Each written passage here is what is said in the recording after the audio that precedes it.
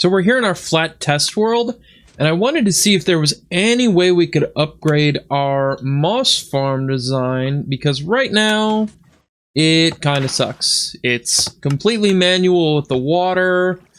We waste a lot of bone meal this way, and also it is not self-sufficient. Ideally, what we want to do here is A, make this self-sufficient, B, make this faster, and nothing else really, to be honest.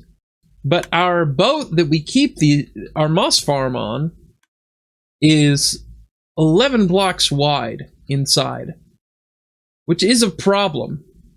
So we're gonna have to do a little tinkering to figure this out. So I've got this basic design here that kind of fits. I watched a couple videos and sort of tried to make it fit, but the issue is that we have is sometimes blocks over here don't turn into moss, right? Because whatever reason, I don't know, but it doesn't let this water over here flow through fast enough because it's getting blocked. So the lava flows down, and if running water comes into contact with like lava that's already flowing, then it'll turn into cobblestone, which doesn't turn into moss. And so I need to find a way to stop the corner blocks from sort of screwing it up and making it harder to, you know, make moss. So I went and hollowed out a little bit of stuff that like wasn't really necessary for the like integrity of our build, especially down here where I'm kind of planning to have this all walled off. Essentially what I've learned is that if you do the moss like this, these two blocks can never turn into moss. If they have a block above them, they will never turn into moss. And previously, I had the redstone setup running like that. Now I have it a little bit differently because I completely forgot observers could do this, which observers and comparators are the reason why our moss farm that we had kind of sucked in the first place, because we didn't have access to either of those when we built this. So it kind of sucked to get the timing right because I had to take it really slow. But I think that this gives us a wider spread in terms of how the moss forms. So I think it's a lot less likely that it should pile up cobblestone. So I guess we're gonna run it for a second and see.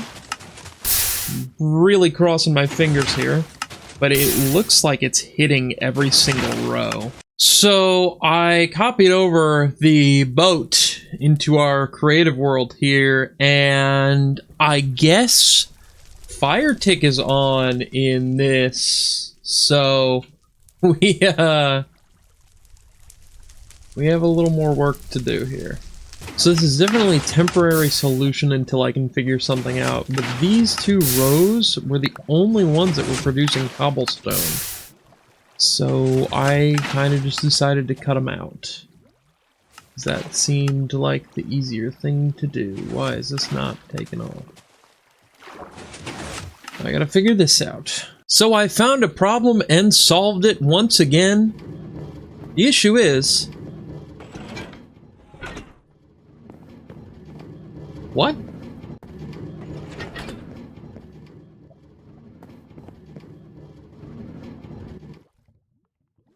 Okay, yeah, the issue is that the minecart won't take off after it unloads. I had this set up here. So it seems like it might be momentum based with this double unloader here, because whenever and my tracks are all in here, whenever I remove these, And then we gotta give them a little push here. Remember, I removed those powered rails. Then we'll see. We'll see how this goes here in a second.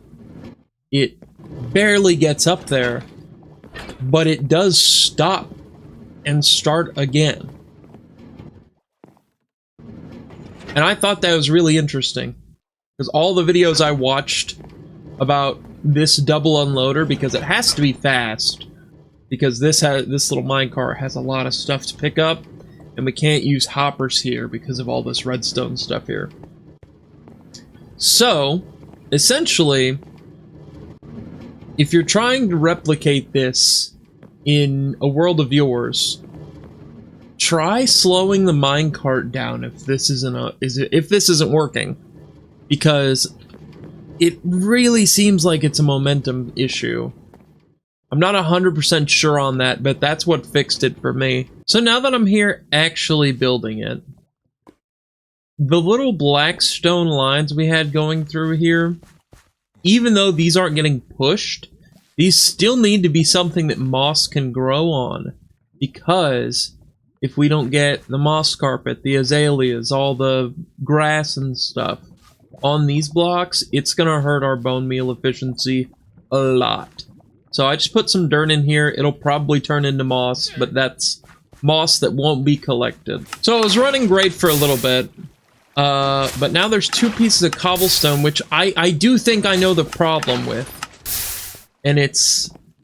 well, first off, that's dumping water everywhere, but it's dumping water everywhere because there's still pistons there, because the water still has to move through. But the problem is, we have a block that turns into moss.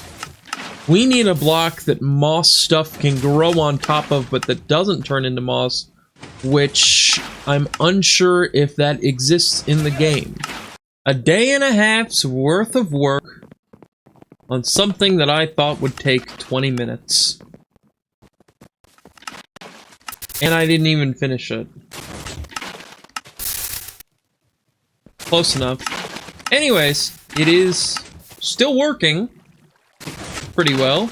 Except, where's the... oh, the minecart. So, what would happen essentially is it would bounce off of this block too far. Go too far onto this block, which is no good. So I've waterlogged the rail, and that seems to be running pretty consistently. With the moss farm reaching a higher potential, that cuts down on a lot of our time for builds. I think I may overuse moss, but this leads into our next build. Up here, in our nether portal area, we have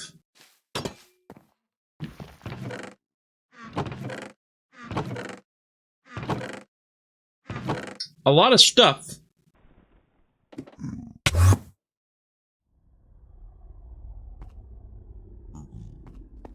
So here we are. We're in a basalt delta because we are making a froglight farm around here-ish. I want to be up here because the nether roof is too good of a farming spot. And here we are. I don't think I'm gonna have to break the nether roof because I don't. This might be a good excuse to expand our world a little bit. You know, make another settlement on the other side of this portal. Give a good reason to travel between them. Set up like a rail system or something, or big road. So I actually did decide to link our portal at the base to the nether roof. We're gonna try to blow a hole in the bedrock with some stuff. I don't really know how this works. I just know that it does. But I also know that I didn't actually make the TNT I needed. But this is the only way we can get the frogs in here, really. So...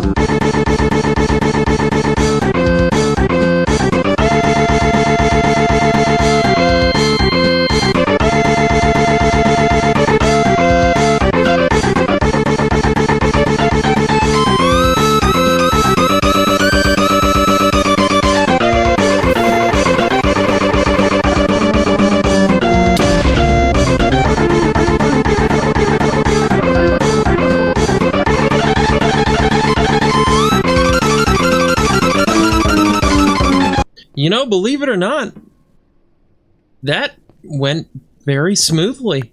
I kind of screwed it up because I opened my inventory instead of placing the other piston down, but hey, we did.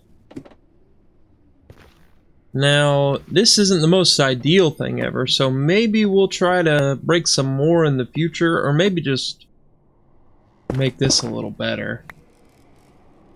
But we have full nether access now. I don't want to use the nether for travel. I think that's a little... I think I've done it too much. And having to build places between travel is nice, and I like it. So, we're just going to use this for now for travel to get to and from the Froglight farm until we have something built. Essentially, this is mostly just to get the frogs through.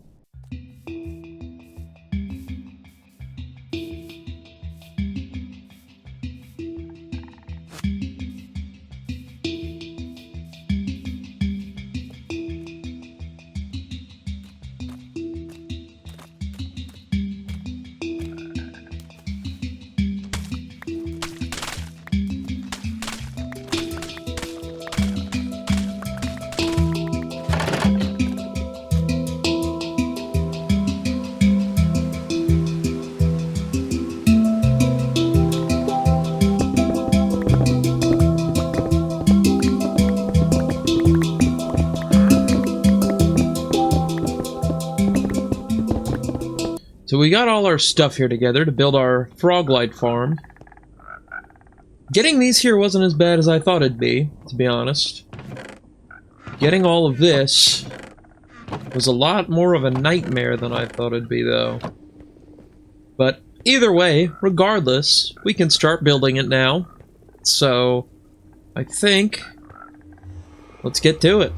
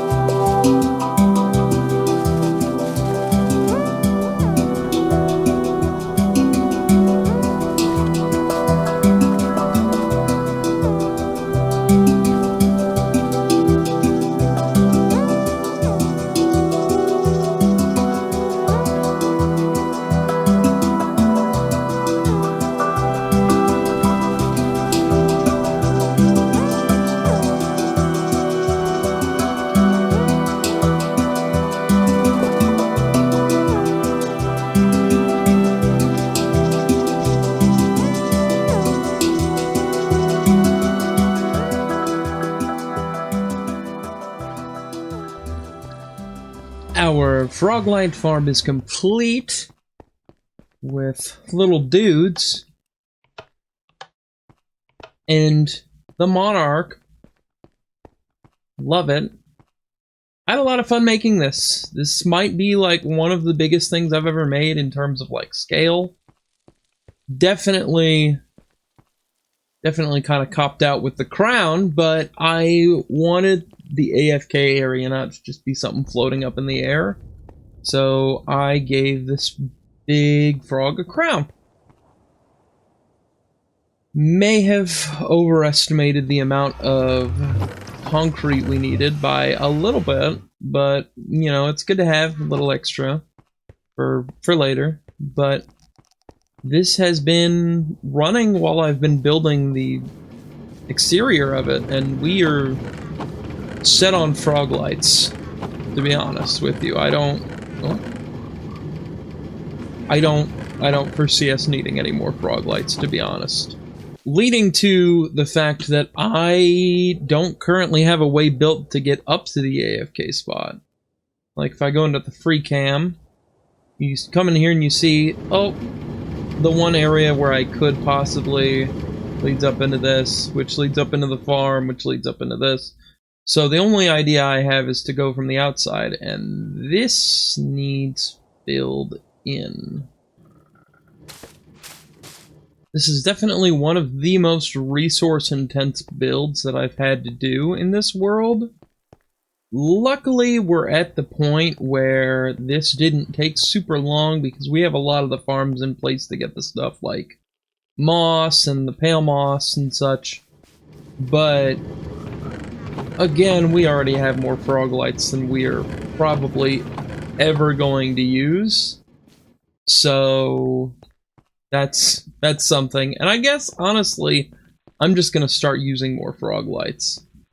But I'm really proud of how this turned out. I struggle with working with organic creatures sometimes because they're very natural and free-flowing, and it's kind of hard to get that down in Minecraft. So you can see there's some parts of it that it's like, you know, that looks somewhat like the leg of a frog, and you know, he's a little rough around some edges, but overall I dig it, and I think this interior in here could maybe use a little more work, but I think this serves its purpose for now.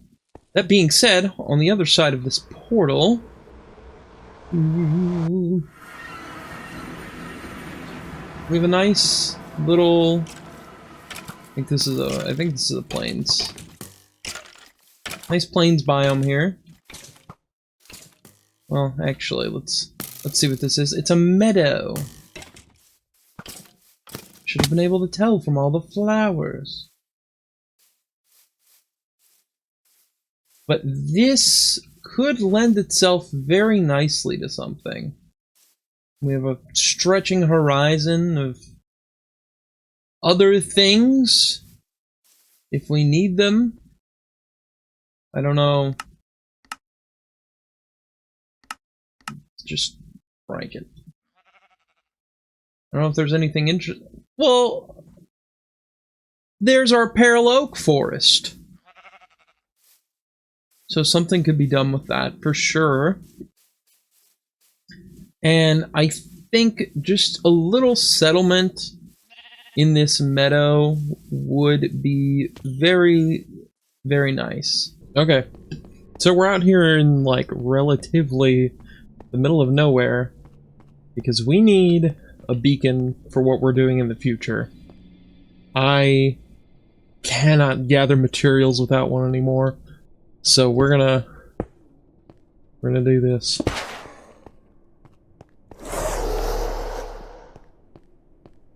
Usually by the time I fight him I have the end. But not this time. Oh no. Already going poorly. Not really. Ooh. Yeah, really. Ooh!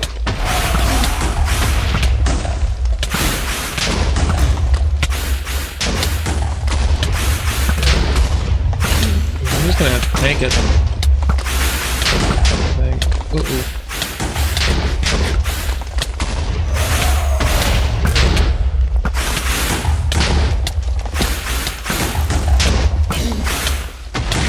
Uh-oh.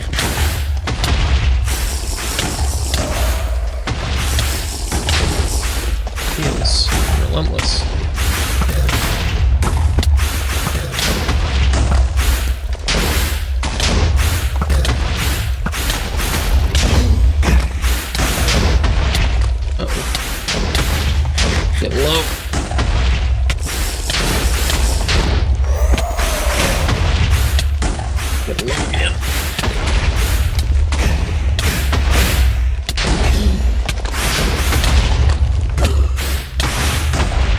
this one.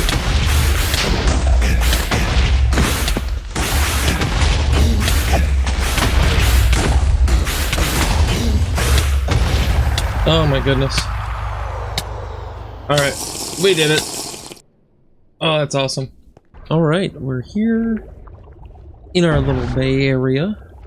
We have our Nautilus with us that we got at the beginning of the episode, and I thought we really need some place to put him.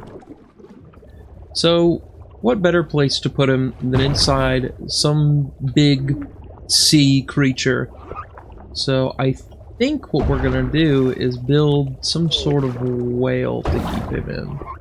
I think that sounds cool.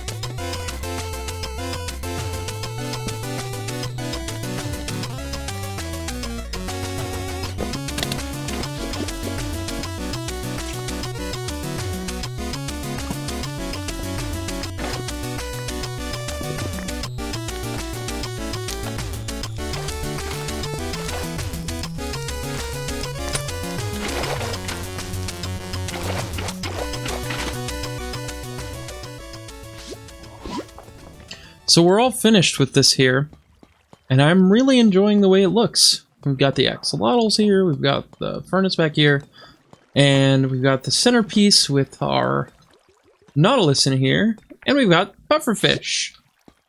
I'm thinking of swapping one of these pufferfish out with that guy over there, because he got in my boat on the way back from the ocean monument, and I think it'd be cool to have him in here.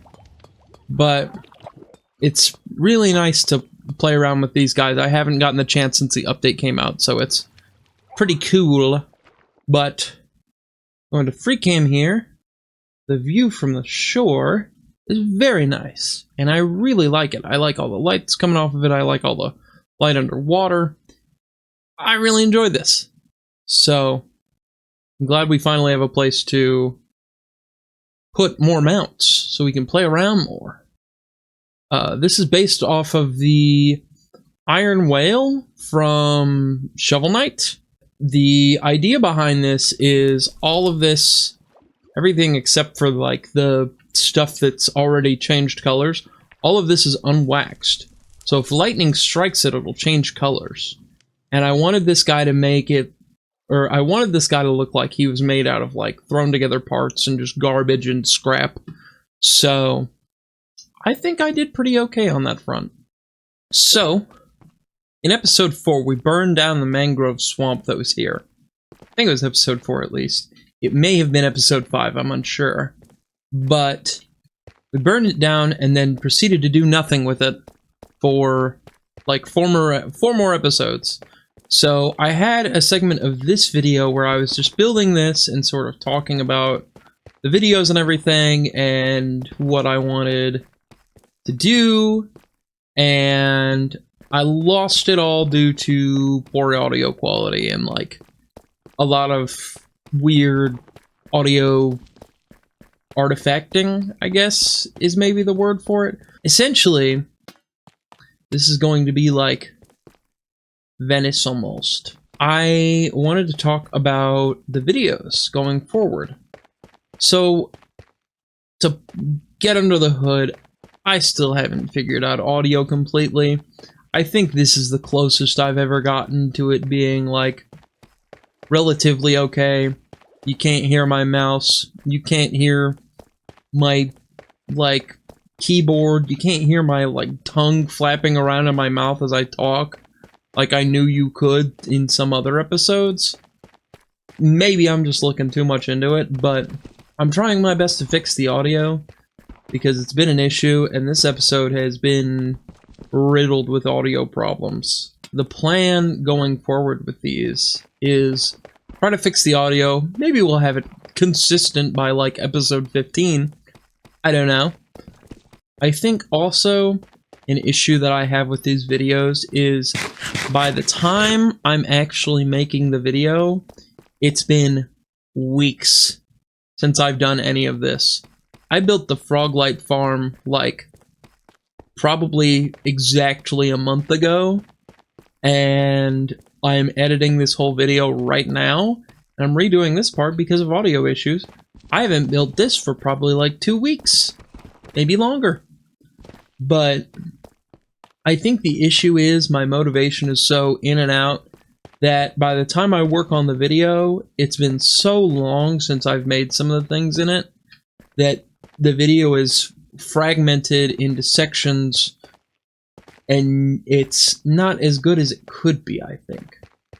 So from now on, I think what's going to happen is I'm going to play and then immediately go edit the footage of what I just did. Episode 9, episode 10. I think episode 10 we go to the end and kind of go from there, because we've got a lot of cool stuff planned in the future, and I cannot do the chest boats every single time. We need some stuff from the end. That being said, the elytra is going to be hung up immediately. I think for elytra, we sort of only use that to go places we've never been before, and not travel from hither to thither, you know? I really like the alternate modes of transport we've been using. But for things like exploring and finding materials I've never found before, I think we use the elytra. Like, if I ever need mycelium, I'd be screwed right now. But anyway, thanks for watching.